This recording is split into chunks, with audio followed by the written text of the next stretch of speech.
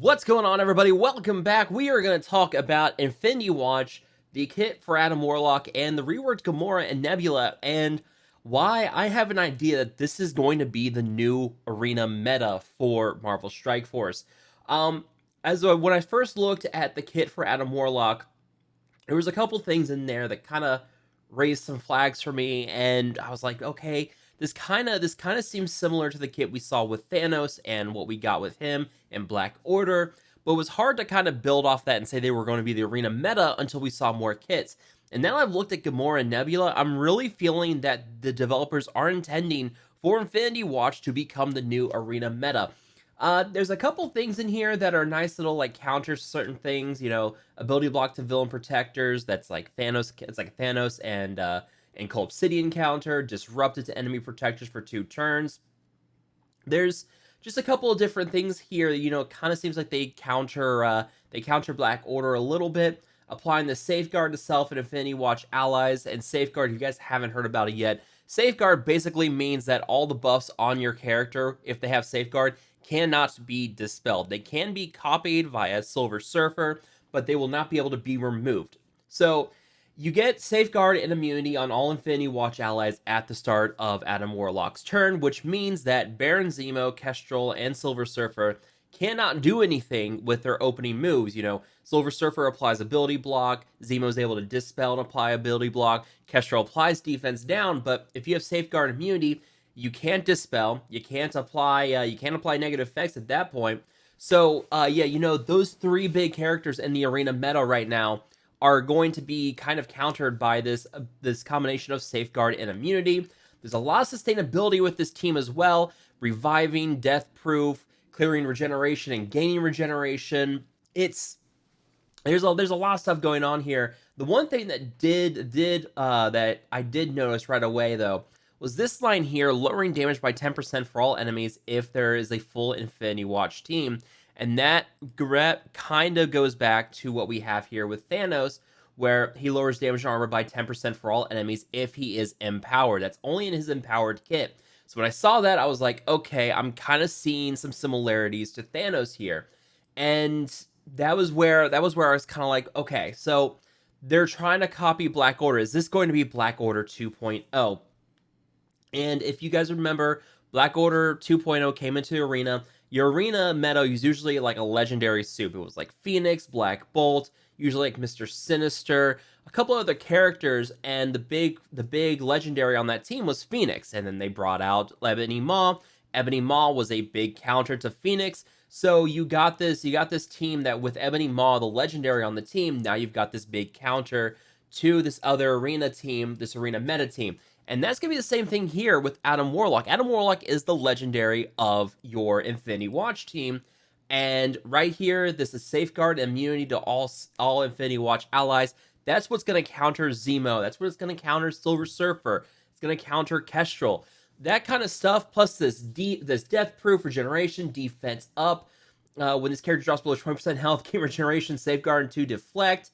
When any Infinity Watch ally gains death proof, apply Safeguard to that ally. I mean, yeah, there's just stuff here. It's just gonna be a lot of sustainability, and yeah. So I mean, it looks like just by this kit alone with a legendary kit here, I can see what they're going for, and now that kind of makes a little more sense why they're making this such a high requirement for those legendary. This is the only other legendary in the game we've had so far that requires another legendary. Ebony Maw required Black Bolt with Inhumans, and now we're going to require Jubilee with X Factor to unlock Adam Warlock. So it seems like if we get legendaries that require the legendaries, the intention is to make these characters very powerful, very meta-defining teams.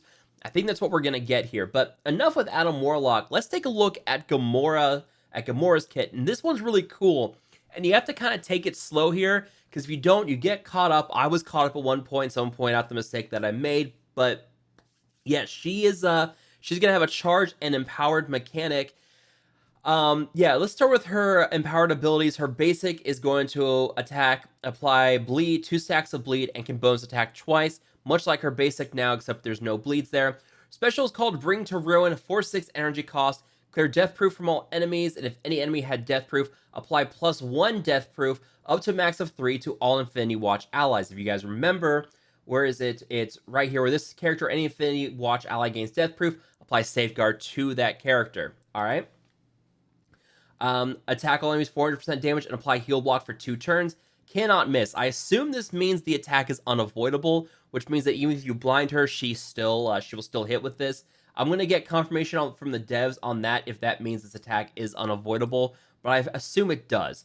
Her ultimate is going to be called Requiem, 3/5 energy cost, offense up for 2 turns, attack the primary target for 600% damage.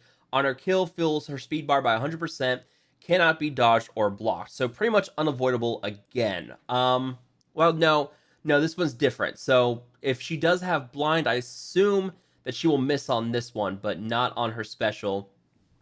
And then on her passives, called Deadliest Woman, if the health is full at the start of the match, revive once or 20% of this character's max health, plus 20% for each Infinity Watch ally. So team of 5, you're going to get a full health revive here. And you got something pretty similar here on revive, gain death proof, regeneration, and defense up. Revive once 6% of this character's max health. Yeah, so you're going to get a lot of revives. 15% piercing for each Infinity Watch ally. 10% bonus crit chance for herself and Infinity Watch allies. 5% to additional allies. And 10,000% bonus resistance against defense down. So you can't focus her down with Kestrel. Kestrel's not going to be able to land that defense down. You're stuck there. She gets massive boost to her stats, 100% bonus damage, 40% bonus health, or bonus damage, 100% bonus health, 600% bonus armor, and 20% bonus focus and resistance. And then she's got some nice little reworks on her regular non-empowered kit as well. You know, the bonus attacking for 2 times now is guaranteed.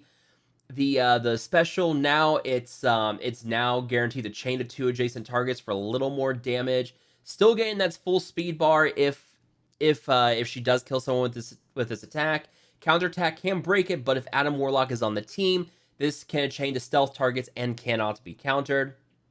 Her old ultimate did a lot of damage. They've even bumped up that damage by about 30% or 420% to 450%. Still feeling the speed bar if she kills someone with this. And then her passive has changed up quite a bit. On her spawn, she gains +1 charge for each non-Infinity Watch ally. So if you're in a full team of Infinity Watch, she will not gain any charge. On turn, if not charged, become empowered. So if she is in a full Infinity Watch team, her first turn, she will automatically become empowered. This is where I got a little caught up at first. But yeah, she is going to become empowered right off the start of the match if you're in a full Infinity Watch team. So it's kind of focusing on making sure you have the full Infinity Watch team there, because that kit with her empowered is pretty nuts. If on this character, any Infinity Watch ally's turn, lose 1 charge. On ally Adam Warlock's turn, lose 2 charged instead. Still, want to keep that full Infinity Watch team. Unempowered, fill speed bar by 50%, clear all negative effects from self, and heal for 50% of this character's max health. If negative effects were removed, heal self for 10% per negative effect removed. Bonus crit chance for herself and Infinity Watch allies, 5% crit chance for additional allies, and the 10,000% bonus resistance against defense down. Pretty similar there with her empowered kit, but yeah, this is why you're going to want to make sure she is in a full Infinity Watch team, because she's going to get empowered right away. She's going to then start doing damage. She's applying bleed. She is just, she's removing death proof, giving death proof to your team and giving them safeguard, applying heal block. Her empowered kit is far more powerful than her regular kit, which is to be expected. So yeah, she's looking pretty good there. And then Nebula, Nebula going from one of the worst characters in the game to probably one of the best characters in the game. She's getting 20% bonus stats to health, damage, armor, focus, and resistance across the board. Her basic is going from 280% damage to 320% damage, plus attacking for 10% of the character's max health. We do not know if this is going to be an effect on Striker. We're waiting to hear back on this, but if that is 10% with a Striker bonus, that is massive, and you're definitely going to want to put Striker on Nebula. It looks like you're going to want to put Raider on Gamora. She does a lot of AoE attacks and chaining and bonus hits. So Raider looks like a pretty good bet for Gamora. This right here, if this comes for bonus ISO attacks and for counters and assists, oh man, that's going to be nuts. I feel like this is going to be pretty overpowered if she can reduce or take away 10% of the target's max health on an assist or a counter. We'll see how that goes. Her special now goes from 200% damage to 310% damage, gains 2 counter, and apply 2 counter to all Infinity Watch allies. Her ultimate, called Mayhem, instead of attacking the primary target for 320% damage, now attacks for 350% and applies heal block. Change the 2% or change the 2 adjacent targets for 270% damage and applies heal block. If this character has 3 or more Infinity Watch allies, chain to 10 adjacent targets, gains 2 evade, apply evade to all Infinity Watch allies. Counterattack breaks this chain, but if this character has 3 or more Infinity Watch allies, this cannot be countered.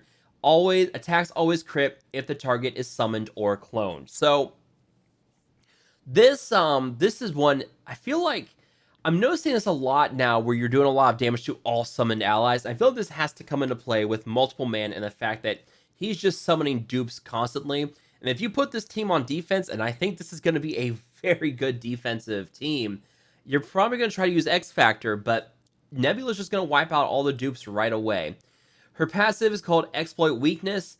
Her new text reads, on spawn gains speed up, and if health is full at the start of the match, revive once with 10% of the character's max health, plus 15 for each Infinity Watch ally. There's varying differences between Gamora, Atom, and Nebula's reviving health amount so far. I'm pretty sure the other 2 characters we get for this team will also get this as well. On revive, gain death proof. On turn, apply assist now and speed up to 1 random Gamora ally.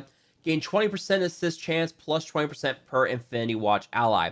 She is always going to assist on Infinity Watch allies' attacks. Again, you could do like 4 Infinity Watch characters if you don't have Adam Warlock, but again, you're losing out a lot of the synergy, and this is the big thing on why you want that full Infinity Watch team. This is why, and what's crazy, actually we'll get to that here in a moment, but yeah, this 100% chance to assist on Infinity Watch ally turns, this 10% characters max health damage, we'll have to see if that applies to counters and assists, but I mean, that's something we really need clarification on, and we'll see what happens there. But what's crazy, and this is the big flag for me on why I think this team is going to be arena meta. At any point in reading these kits, did you ever see anything that said in war, on war offense or war defense? You didn't. And usually when you see a kit this powerful, you see something like that. Like with Marauders and Emma, there's a lot of war defense bonuses with that team. Shadowlands, there's a lot of war offense bonuses with that team. Heroes for Hire, pretty much useless outside of war defense because all their bonuses are with war defense. There are 0 war bonuses tied to these kits. And the way these kits are reading right now, the huge amounts of damage, clearing death proof, the safeguard and immunity, it's another Black Order. It's Black Order 2.0. And that is why I think that if you can, you absolutely should be pursuing the Infinity Watch team. I'm calling it that this is going to be the new arena meta. If I'm wrong, I'm wrong. But at this point, I think it's safe to say that they're intending to make this team an arena meta. And we will see when we get the other 2 kits for Infinity Watch. But I'm feeling pretty safe in that, in calling that right now. But I want to hear from you guys. What do you guys think of these kits? Do you agree with this assessment on this going to be some kind of new arena meta? Let me know down below. But as always, make sure to hit that like button, share, and subscribe. I will see you guys next time.